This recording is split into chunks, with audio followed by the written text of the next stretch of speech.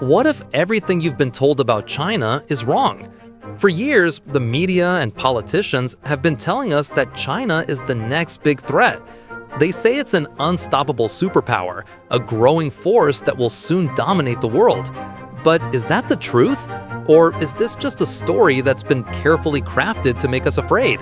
What if, instead of being a villain, China is just a country rising in the world, like every other great nation before it? In this video, we're going to break down the myths and dig into the facts. You'll see why the narrative that China is an enemy is far more complicated and far less dangerous than it seems. Stay with us, because the truth is more surprising than you think. Number 1. The China threat myth: how fear and misinformation shape the narrative.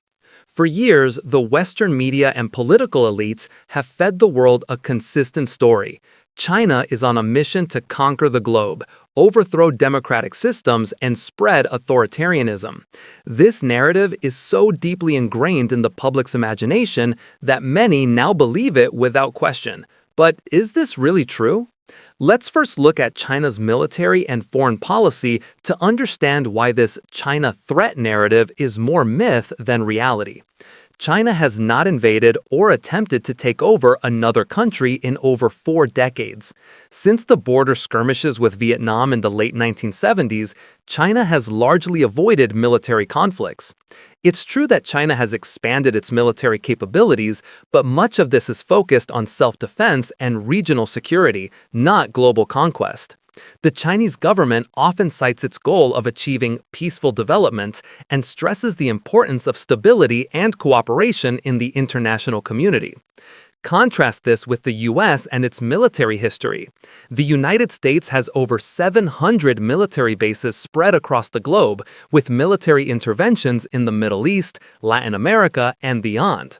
In fact, the US military presence in other nations is often framed as a way to protect freedom and spread democracy.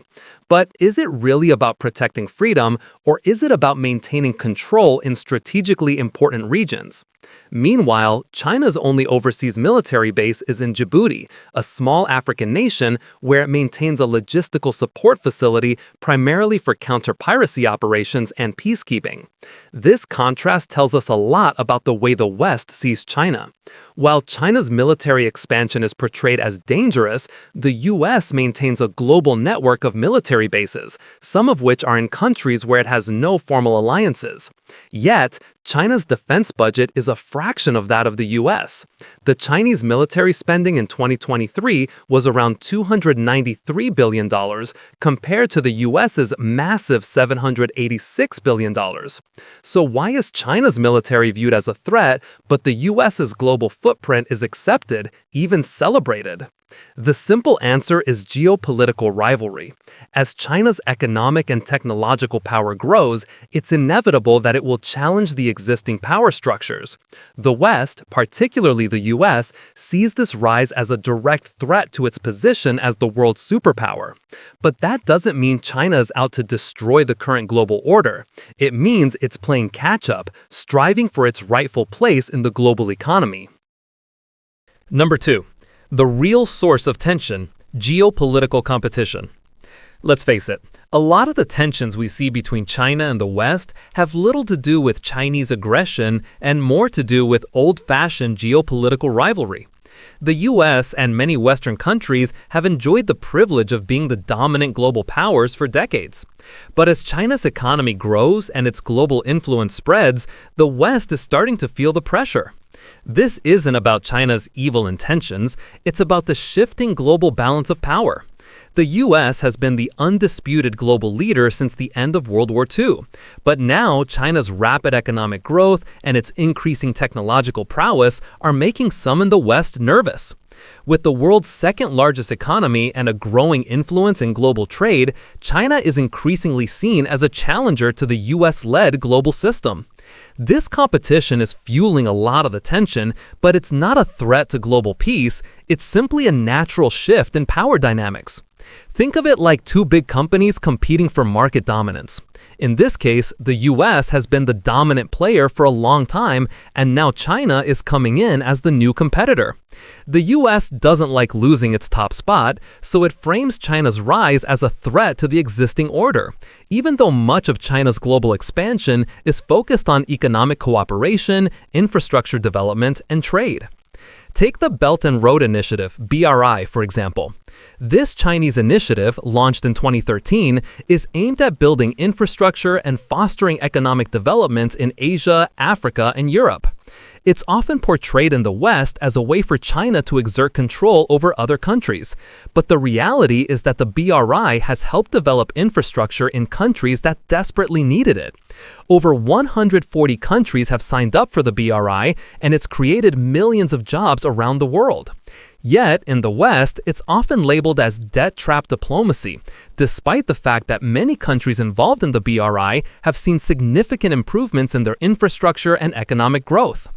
The US and its allies have been hesitant to embrace these efforts, seeing them as a challenge to their own influence. But is it really about China's intentions to control these countries, or is it about the West feeling threatened by the loss of influence in regions they've dominated for decades? And number 3, misunderstood ideology, cultural and political differences. One of the most important reasons for the negative perceptions of China and the West is the ideological and cultural differences between the two. Western media often portrays China as a repressive, authoritarian regime where human rights are routinely violated. But this narrative misses a key point. China's political system has evolved to suit its unique historical, cultural, and social context. For over 2,000 years, China has been governed by centralized systems, and the Communist Party of China, CPC, has been at the heart of this system since 1949. While Western nations have a history of democratic governance, China has a history of centralized, top-down governance that prioritizes stability, social order, and economic development. The Chinese government has been remarkably successful in lifting hundreds of millions of people out of poverty and transforming China into the world's second-largest economy. Critics in the West often label China's one-party system as authoritarian, but they fail to understand the unique challenges China faces. The country's sheer size, diverse population, and history of instability mean that a centralized government is necessary to maintain order and drive national development. The government's control over media, education, and public discourse is often viewed as censorship in the West, but in China, it is seen as a way to maintain national unity and avoid the chaos that has plagued the country in the past. Take Hong Kong as an example. When the British handed over control of Hong Kong to China in 1997, the one country, two systems policy was put in place, allowing Hong Kong to maintain a high degree of autonomy. But in recent years, as protests and unrest grew, the West framed China's actions in Hong Kong as authoritarian crackdown. However, from China's perspective, Hong Kong's situation posed a threat to national stability. The government's actions were not about crushing freedom, but about maintaining order and unity.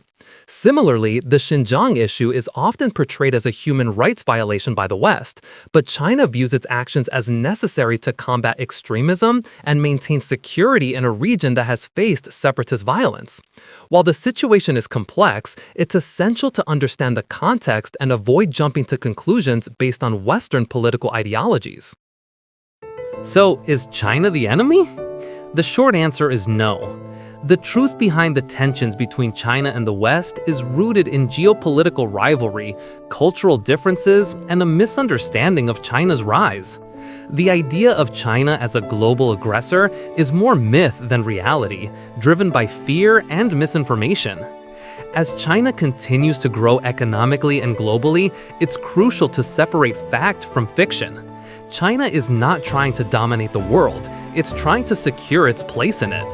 The tensions we see today are a natural consequence of a shifting global order, and rather than viewing China as an enemy, we should approach it as a rising power with different values and priorities. In the end, the more we understand China's true intentions, the better we can work together for a more stable and prosperous world. The narrative of China as the enemy only serves to sow division and distrust. The truth is, the world needs to find ways to cooperate, not compete. And that means recognizing that China is not the enemy. It's simply a powerful and growing player in an ever-evolving global landscape. So what do you think? Do you agree with our video? Tell us what you think by leaving your comments below. And if you like what you watched, make sure to hit the like button and don't forget to subscribe to our channel to show your support.